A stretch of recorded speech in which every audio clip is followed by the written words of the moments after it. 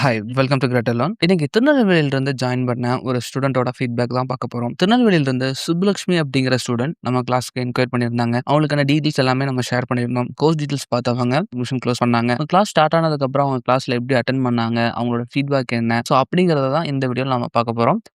I'm Subbulakshmi. I'm from Tirunelveli. நான் வந்து ஜாப்க்கு ட்ரை பண்ணிட்டு இருக்கேன்.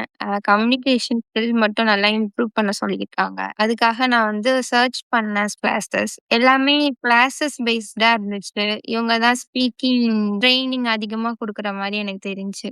அதாவது நம்ம ஸ்கூல்லலாம் படிச்சிருப்போம்ல கிராமர், அதெல்லாம் சுத்தமா புரியவே இல்ல மேம் சொல்லிக் குடுக்குறதெல்லாம். அவங்க கிளாஸ் எடுக்கிற மாரியே எடுப்பாங்க. ஆனா இது அப்படி இல்ல. ரொம்ப ஈஸியா இருந்த மாரி எனக்கு தெரியுது. 2 பேரும் பேசுறோம் அப்படின்னா, அது வந்து கொஞ்சம் இம்ப்ரூவ் ஆகும் அப்படின்னு நான் நெனச்சேன். நல்லா இருந்துச்சு பார்த்தேன் இந்த பேஜ். அதனால இதுல ஜாயின் பண்ணிட்டேன்.